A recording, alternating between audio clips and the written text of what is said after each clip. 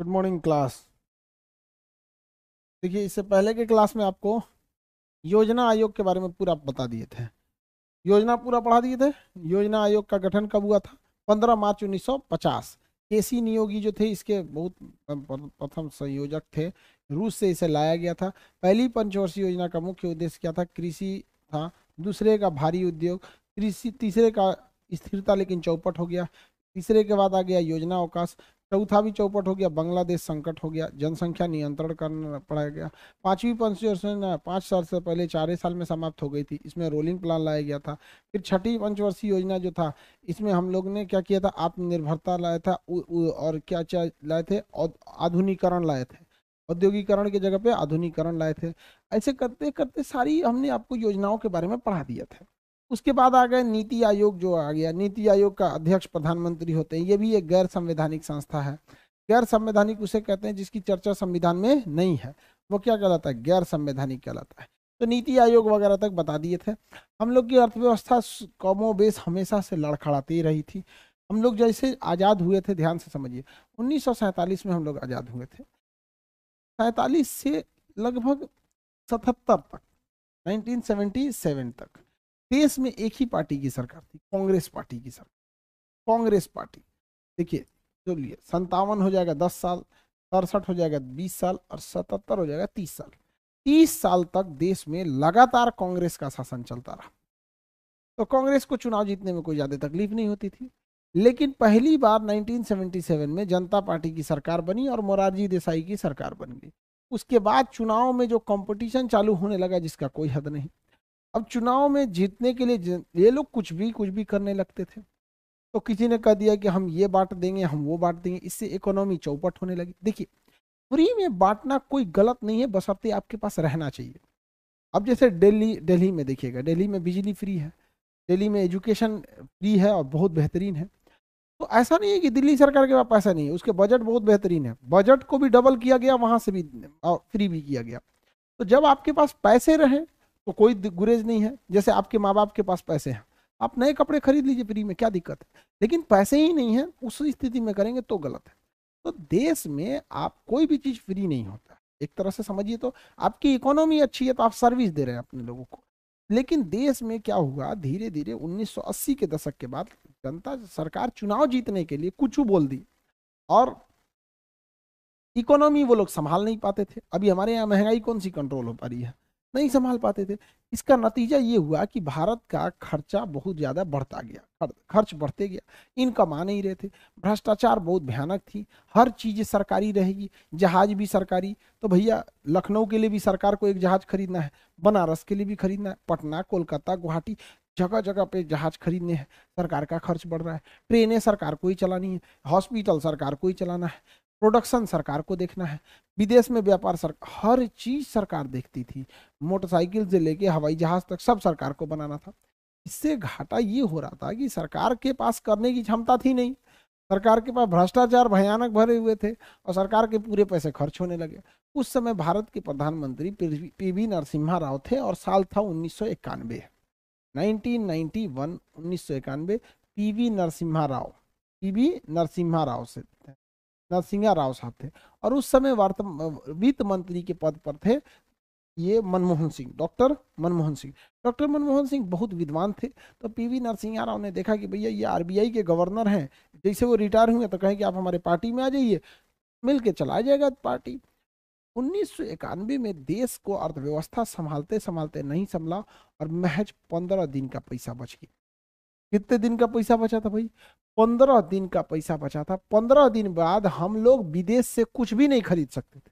और ये बात आज से लग 30 साल पहले की है। उस समय हमारा, आज भी हमारे पास देखिए, चाइना से सामान नहीं आएगा, इलेक्ट्रॉनिक चीजें बंद हो जाएगी। देखते हैं कितना चाइना से सामान आता है। आज भी देखिएगा, अगर विदेश से पेट्रोल नहीं आएगा तो क्या होगा? हमारे पास महज 15 दिन तक के पेमेंट का पैसा था। अब 15 दिन बाद ना हम सोच रहे दवाई का पेमेंट कर सकते थे, ना हथियारों को खरीद सकते थे, ना ही पेट्रोलियम खरीद सकते थे, ना इलेक्ट्रॉनिक्स खरीद सकते थे, ना ही बड़े जो कोई बिजनेस बड़ा कर ही नहीं सकते थे। सोचिए, अगर आपके घर में ऐसी स्थिति आएगी कि 15 दिन बाद खाने को नहीं है, तो आप क्या करेंगे?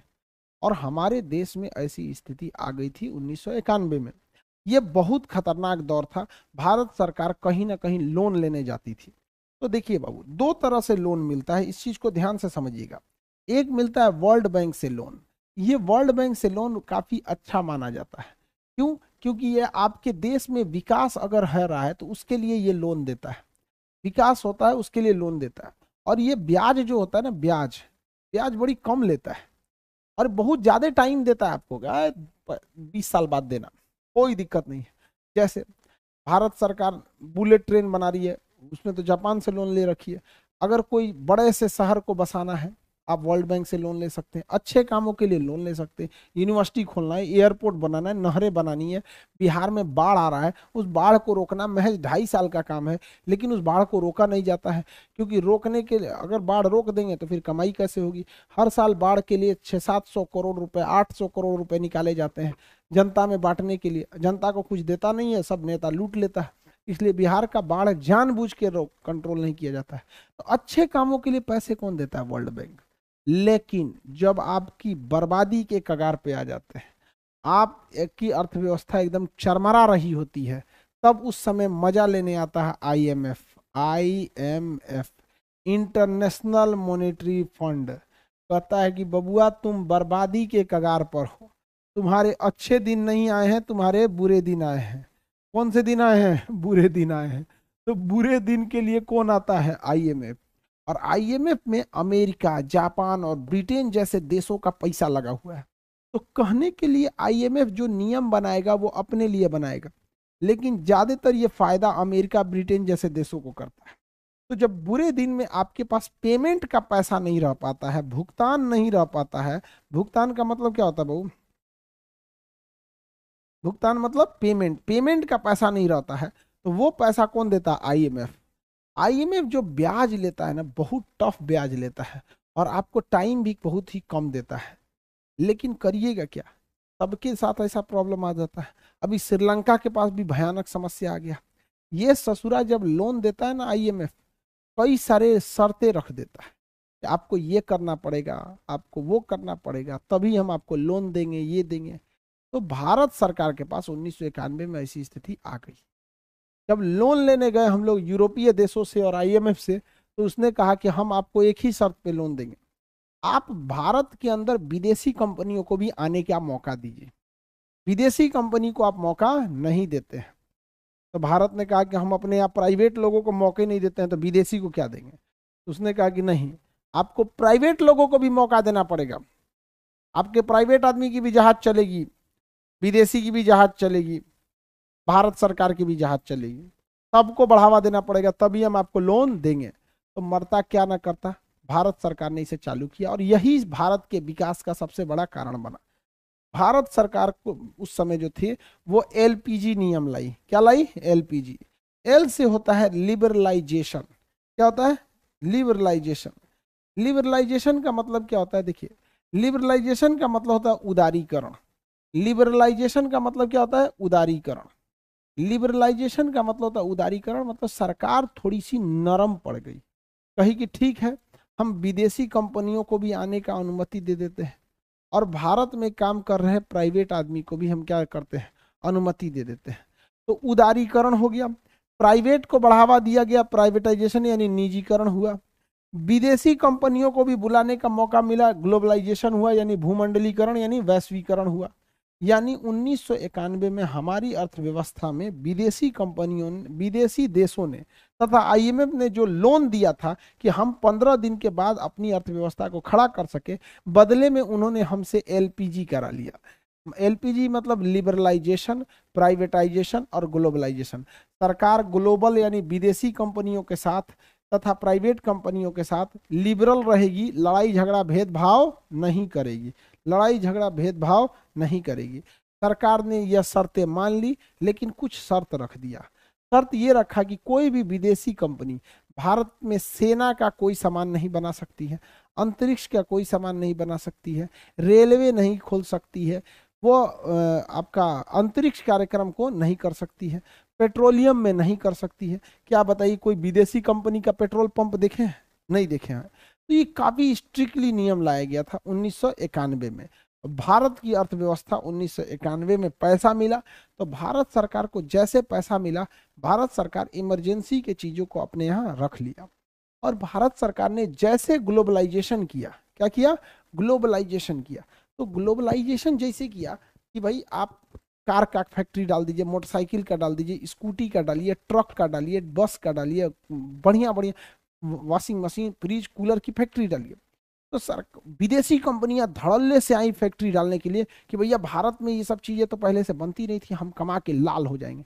तो जैसे वो कंपनियां भारत में आई तो लोगों को रोजगार मिलने लगा। भारत सरकार को क्या लगा, कुछ नहीं, बस उनको मौका दिया गया। जैसे वो कंपनी आई, जमीन खरीदी, जमीन खरीदी, यहाँ के मजदूरों को ली, उन्हें ट्रेनिंग दी, सैलरी दिए, काम कराए, बहुत ज्यादा भारत को पैसा भी आने लगा, रोजगार भी मिल गया यहाँ पर उन कंपनियों के आने से। लेकिन सरकार का अभी भी खर्च कम नहीं हो रहा था। समस्या ये था कि सरकार इतने बोझ पाल रखे थे जिसका कोई हद नहीं। तो सरकार ने अपने बोझ किसको दे दिया, प्राइवेट कंपनियों को। किसको दे दिया, प्राइवेट कंपनियों को। देखिए आज भी सरकार से जो चीज नहीं चल पाता है प्राइवेट को दे देता है, LIC प्राइवेट को, बैंकों को प्राइवेट को। तो वो प्राइवेट इंसान अपना काम चला लेता है। तो सरकार ने अपनी जान बचाने के लिए दो काम किया, ग्लोबलाइजेशन और प्राइवेटाइजेशन। इससे बहुत ज्यादा रोजगार मिला। अब जैसे देखिए बैंक है, SBI बैंक है, और वहीं पे बगल में प्राइवेट बैंक भी है, HDFC बैंक है। प्राइवेट बैंक कैसा है, HDFC है। HDFC कैसा बैंक है, प्राइवेट बैंक है। तो इससे काफी फायदा हुआ। सरकार को हर जगह अपना बैंक खोलेगी तो बिल्डिंग खरीदो या जमीन खरीदो, लाइट का बिजली बिल भरो, कर्मचारियों को सैलरी दो, सारा काम सरकार खुद नहीं कर सकती है। इसलिए आधा तो जिम्मेदारी प्राइवेट कंपनियों ने उठा लिया। पहले जिम्मेदारी सरकार की थी, घर घर स्कूल पहुंचाओ। आज जिम्मेदारी नॉर्मल प्राइवेट टीचरों के पास है। हम लोग गांव गांव तक पहुंच गए लोग ऑनलाइन के माध्यम से। और लिबरलाइजेशन, सरकार अब लिबरल हो गई है। मतलब वो ज्यादा लिबरल का मतलब उदार हो गई है। आप सरकारी हॉस्पिटल खोलेंगे, पहले प्राइवेट हॉस्पिटल खोलने नहीं देते थे, अब आप चाहें तो प्राइवेट हॉस्पिटल भी खोल सकते हैं। विदेशी कंपनी चाहे तो वो भी अपना हॉस्पिटल खोल सकती है, चाइनीज हॉस्पिटल। यहाँ मुर्दा को भी जिंदा किया जाता है और जिंदा को भी मार दिया जाता है। तो अब सरकार कुछ हस्तक्षेप करने जाती है नहीं, क्योंकि सरकार क्या हो चुकी है, लिबरल हो गई है। इस वजह से भारत में भयानक क्रांति आई, इतनी जबरदस्त क्रांति आई। लेकिन भारत सरकार ने नियम रख दिया, कहा कि प्राइवेट कंपनी और विदेशी कंपनी, जब भी विदेशी कंपनी आएगी तो महज 49% योगदान देगी भारत में, और उसे भारत के किसी प्राइवेट कंपनी से शेयर पार्टनरशिप करना पड़ेगा 51% का। तो विदेशी कंपनी जब आई तो उनके लिए भारत ने मौका दिया कि आओ, लेकिन तुम फुल टू अपना कारखाना यहाँ नहीं डाल सकते हो, उसमें तुम्हारा योगदान 49% रहेगा, और किसी भारतीय कंपनी को तुम्हें अपना पार्टनर बनाना पड़ेगा, उसका परसेंटेज 51% रहेगा। यानी देखिए भारत वाला का दबदबा यहाँ ज्यादा रहा। तो विदेशी कंपनियों ने कहा कोई बात नहीं यार, यहाँ के लोग ना गाड़ी देखे, ना बंगला देखे, ना मोटरसाइकिल, ना स्कूटी, कुछ कूदो, भयानक यहाँ पे कमाई होगा। तो इसी तरह से कौन सी कंपनी आ गई, होंडा कंपनी आ गई 49% के साथ साथ, और शेयर किससे कर लिया, 51 पे, हीरो के साथ। कौन सी कंपनी बन गई, हीरो होंडा, हीरो होंडा। इसी तरह कंपनी आई कौन, सुजुकी आई। कौन आई, सुजुकी कंपनी। अब भारत के किससे समझौता गया, मारुति से। किसे, मारुति से। बन गया क्या चीज, मारुति सुजुकी। क्या बन गया, मारुति सुजुकी। किसी को दिक्कत, आगे बढ़े। तो देखिए ऐसे ऐसे हमारी देश की अर्थव्यवस्था उठने लगी। इससे फायदा क्या हुआ, इन विदेशी कंपनियों को आने से रोजगार मिला, टेक्नोलॉजी सीखने को मिला, और भारत वाला नया नया टेक्नोलॉजी सीख गया। आज होंडा अलग हो गया, कोई टेंशन नहीं, हीरो अपना चल रहा है। आज सुजुकी अलग हो गया, कोई दिक्कत नहीं, मारुति अपना अलग चल रहा है। यहाँ पे समझ में आ गया नहीं गया। तो एक से एक काम किया गया यहाँ पर। इसीलिए मनमोहन सिंह को देखिएगा, ज्यादा लोग विरोध नहीं करता है, हमारी अर्थव्यवस्था सुधरने लगी। क्योंकि जो काम सरकार को करना था वो विदेशी कंपनी आके करने लगी। जो काम सरकार का था रोजगार देने का, विदेशी कंपनी आके नेस्ले बेचने लगी, मैगी बेचने लगी। तो मैगी बेचने वाले को रोजगार, उसको सप्लाई पहुंचाने वाले को रोजगार, उसके कारखाना में रोजगार लगने लगा।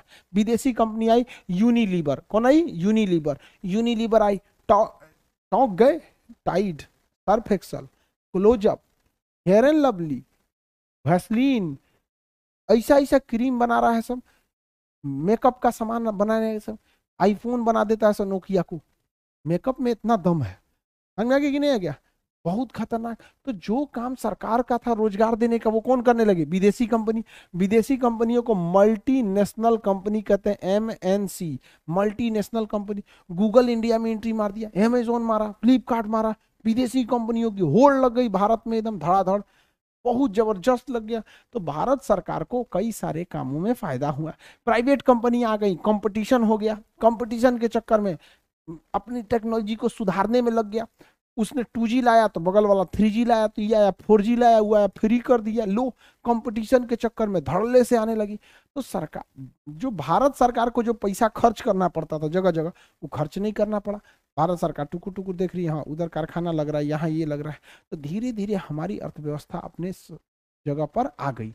और इस अर्थव्यवस्था के हमारे अपने जगह पे आने के कारण हम लोगों ने IMF का लोन भी चुका दिया और अपना ट्रेड बैलेंस को भी ठीक किए थे।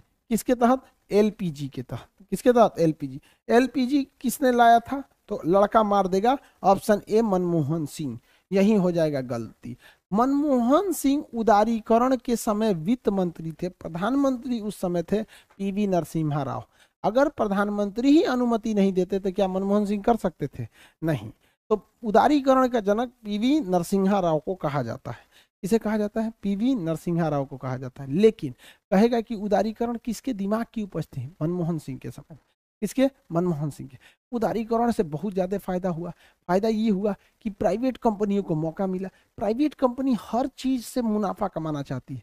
पहले सरकारी कंपनी थी, जैसे दूध की फैक्ट्री है, दूध निकाला, दूध से खूब पनीर निकाल लिया।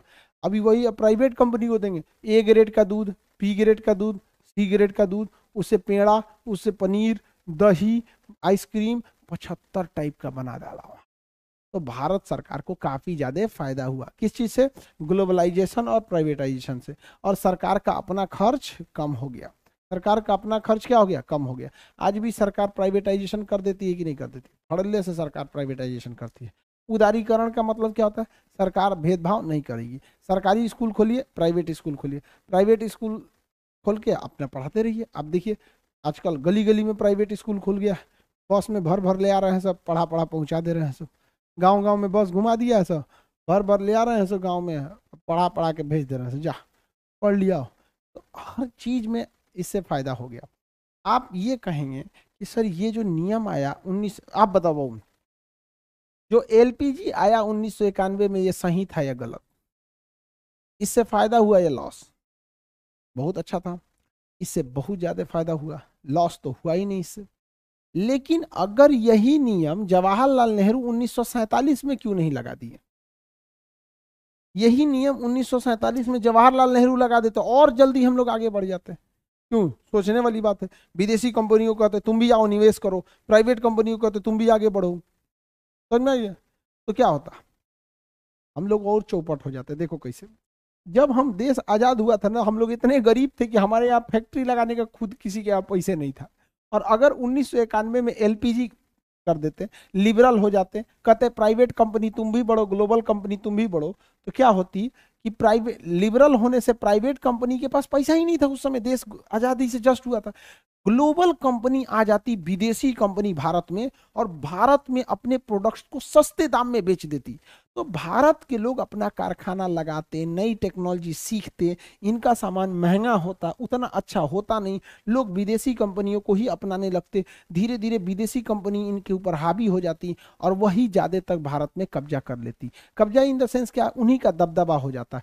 जैसे अभी कैसे चाइना का दबदबा होते जा रहा है, सऊदी अरब में कोई भी सामान सऊदी अरब का नहीं बना होता है, विदेश से गया रहता है। इसलिए जवाहरलाल नेहरू ने 1947 में कहा कि नहीं, हम धीरे धीरे ही सीखेंगे, लेकिन सीख कर आत्मनिर्भर जरूर होंगे, तभी हम आगे बढ़ सकते हैं। इसलिए 1947 में जवाहरलाल नेहरू ने कह दिया कि हमारे यहाँ LPG नहीं लगेगा, हम लिबरल नहीं हैं, हम प्राइवेट नहीं, हम ग्लोबल होने नहीं देंगे। हाँ, प्राइवेट कंपनियों को आगे बढ़ना है तो आगे बढ़े। तो धीरे धीरे प्राइवेटाइजेशन हुआ। लेकिन उस समय डर ये भी था कि हमारे पास सेना भी मजबूत नहीं थी। लेकिन 1961 का 62 की लड़ाई लड़े, 65 लड़े, 71 लड़े, 84 लड़े, तो धीरे धीरे हम लोग को सेना का भी लड़ाई का अनुभव हो गया। तो पता चल गया कि विदेशी कंपनी आएगी तो इनसे निपट लेंगे लोग। और जब 1991 आया तो भारत की प्राइवेट कंपनियां बहुत हद तक सीख चुकी थी चीजों को। भारत की प्राइवेट लोग अब जागरूक हो चुके थे, और साथ ही साथ जो एलपीजी लाया गया वो 49 और कितने परसेंट का लाया गया, 51% का, कि ताकि कोई भी भारतीय कंपनी को आगे बढ़ाना पड़े मजबूरी में। तो मजबूरी में हीरो को आगे बढ़ाया सब, मजबूरी में मारुति को बढ़ाया सब। लेकिन जब धीरे धीरे और समय आया, नरेंद्र मोदी की सरकार आई, तो इन्होंने कह दिया कि देखिए अब कोई भी विदेशी कंपनी को आना है तो आप 100% ले आ सकते हैं। कितना परसेंट? 100%। जब 100% हुआ तो होंडा अलग हो गया, हीरो अलग हो गया। तो अब क्या फायदा है, अलग हो जाओ। हम लोगों ने तो जो सीखना था सीख लिए। तो आप बताइए ये अच्छा हुआ या नहीं हुआ? 1991 में यदि एलपीजी होता तो हम लोग सफल हो पाते? नहीं सफल होता। तो अतः टाइमिंग भी किसी चीज का बहुत मायने रखता है। कोई भी चीज की टाइमिंग काफी मायने रखती है कि कब उस चीज को लाया जा रहा है, कब नहीं लाया जा रहा है। बताएंगे उदारीकरण के बाद एलपीजी का फुल फॉर्म बोलिए।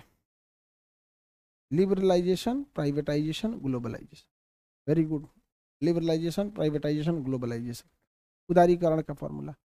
उदारीकरण के समय प्रधानमंत्री पीवी नरसिम्हा राव। उदारीकरण के जनक पीवी नरसिम्हा राव। किसके दिमाग की उपज थी? मनमोहन सिंह की। क्वेश्चन सुनिए ध्यान से। वैश्वीकरण किसे कहते हैं? क्वेश्चन सीधा पूछता है अक्सर इकोनॉमिक्स में। वैश्वीकरण किसे कहते हैं? जब विदेशी अर्थव्यवस्था को देश की अर्थव्यवस्था से जोड़ देते हैं तो उसे क्या कहते हैं? वैश्वीकरण। जैसे हम भारत में है, कोको कोला पीते हैं, कोको कोला कंपनी असल में अमेरिका की है। हम भारत में वर्लपूल का फ्रिज यूज करते हैं, वो अमेरिका की कंपनी है। भारत में बैठ के गूगल चलाते हैं, अमेरिका की कंपनी है। यूट्यूब चलाते हैं, अमेरिका की कंपनी है। ज़्यादातर चीज़ें देखेंगे, कैमरा देखेंगे, ज़्यादातर मोबाइल चलाएंगे, चाइना की कंपनी है। हम जिस कैमरा से शूट कर रहे हैं सोनी जापान की कंपनी है। समझ में आ गया कि नहीं? गाड़ी होंडा साउथ कोरिया की कंपनी है। विदेश के लोग मसाला खा रहे हैं, एमडीएच भारत की कंपनी है। अमेरिका में लोग चाय पीते हैं, टाटा टी भारत की कंपनी है। तो हर अर्थव्यवस्था एक दूसरे से जुड़ी हुई है।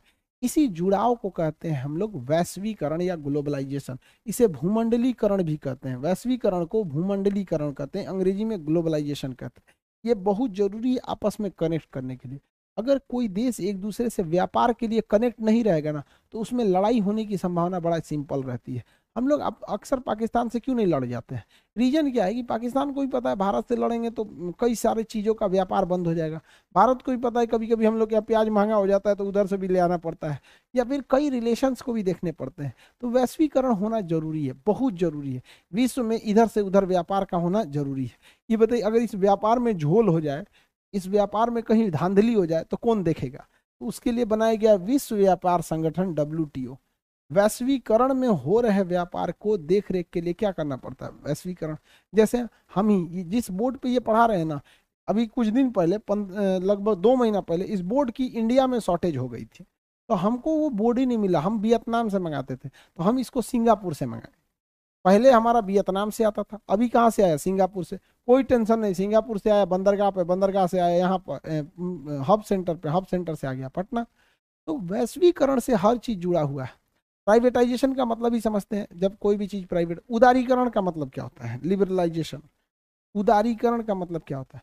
जब सरकार अपना हस्तक्षेप नहीं करती है, या जब सरकार प्राइवेट और विदेशी कंपनियों से भेदभाव नहीं करती है, तो उसे कहा जाता है उदारीकरण। क्या कहा जाता है? उदारीकरण। भारत में अभी भी उदारीकरण है, लेकिन जितने अधिकारी होते हैं ये उदारीकरण के नाम पे नौटंकी कर देते हैं। ये विदेशी कंपनियों को टॉर्चर करने लगते हैं सर। भारत में नियम कानून बना के नोएडा में एक तो बिल्डिंग गिरा दी गई और वो कंपनी बर्बाद हो गई उसके चक्कर में।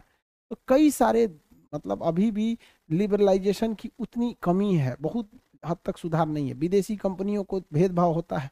प्राइवेट कंपनी कितना अच्छा रहेगी, उस पे 4 को नियम कानून लाद देगा। सरकारी बस झरझर झरझर हो गई है, ना उस पर चालान कटेगा, ना उस पर कोई दिक्कत पेंट होगा, ना उसका कोई चेक होगा। अब प्राइवेट कंपनी चालान दिखाओ, ये करो, वो देखो, दुनिया भर का। तो अभी भी भारत को उदारीकरण की जरूरत है। कोई भी देश आगे बढ़ता है तो उसके लिए बहुत ज्यादा जरूरत होती है किस चीज की? उदारीकरण की। तो उदारीकरण समझ में आ गया। एलपीजी बताइए, एलपीजी किस समय आया था? उदारीकरण 1991 में आया था। प्रधानमंत्री कौन थे? पीवी नरसिम्हा राव। कौन थे प्रधानमंत्री? पीवी नरसिम्हा राव। किसी को दिक्कत? उदारीकरण, लिबरलाइजेशन, प्राइवेटाइजेशन, ग्लोबलाइजेशन। देखिए लिबरलाइजेशन अभी भी होना जरूरी है, प्राइवेटाइजेशन, ग्लोबलाइजेशन। आज भारत में प्राइवेट कंपनियां बहुत आगे जा रही हैं, बहुत आगे जा रही हैं प्राइवेट कंपनी। एजुकेशन के सेक्टर में प्राइवेट कंपनियां आगे जा रही हैं, हर सेक्टर में अब प्राइवेट कंपनियां आगे जा रही हैं। तो ये प्राइवेट कंपनियों को चाहिए, जिनके पास पैसा है वो प्राइवेट कंपनी खोल सकते हैं, जिनके पास दिमाग है वो इन प्राइवेट कंपनियों में जाके नौकरी करके योगदान दे सकते हैं। तो ये काफ़ी फायदा होता है, इससे रोजगार भी मिल जाते हैं, क्योंकि सरकार कितना रोजगार दे पाएगी, ज़्यादा तो दे नहीं पाएगी, ज़्यादातर रोजगार कहाँ पे, प्राइवेट कंपनियों के पास। ग्लोबलाइजेशन से फायदा क्या है कि विदेश में बहुत सारी टेक्नोलॉजी है, पहले से आ गई है। उस टेक्नोलॉजी से जब भारत में आएगा कोई, उस टेक्नोलॉजी का प्रयोग करके कोई कहाँ आएगा, भारत में आएगा, तो जेन्युइन है कि इसका क्वालिटी अच्छा होगा, ये ज़्यादा बिकेगा। तो भारत की प्राइवेट कंपनियां इसको क्या करेंगी, टक्कर देंगी, कहेंगी कि ना हम तुमसे अच्छा प्रोडक्ट बनाएंगे। तो देखिए, क्योंकि ये लोग आगे हैं, इनका प्रोडक्शन ज़्यादा है, इसलिए इनकी टेक्नोलॉजी अच्छी होती है।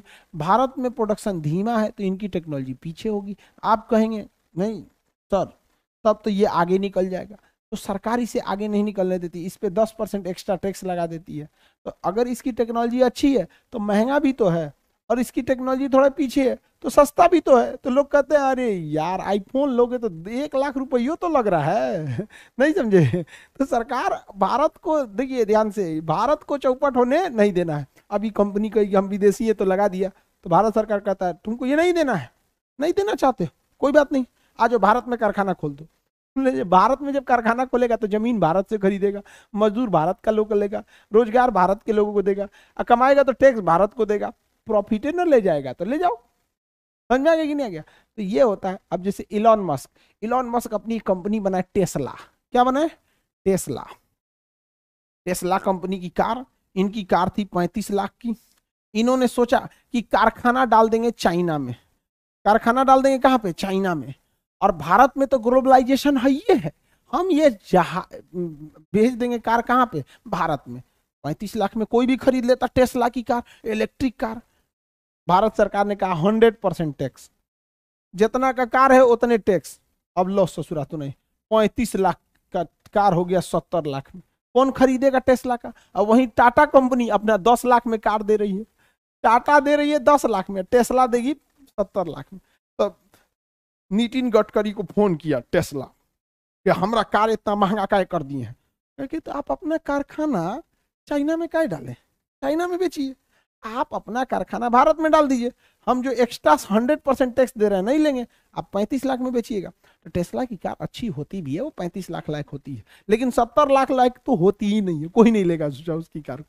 तो समझ रहे हैं, एलपीजी में कोई ग्लोबलाइजेशन का दुरुपयोग ना कर दे, कोई दुरुपयोग ना कर दे। हम लोग क्या प्रयोग करते हैं, टैक्स लगा देते हैं, क्या लगा देते हैं, टैक्स लगा देते हैं। लेकिन टैक्स की भी एक सीमा होती है, ज्यादा लगा दीजिएगा तो आपका भी कोई सामान जाएगा उसके देश में, वो लगा देगा, टैक्स लगा देगा। समझ में आ गया कि नहीं आ गया, किसी को दिक्कत। तो ये ग्लोबलाइजेशन से फायदा। हमारे देश में जो वित्त मंत्रालय है या उद्योग मंत्रालय है, उसका दिमाग ठेहुना में है। कहाँ पे है, ठेहुना में।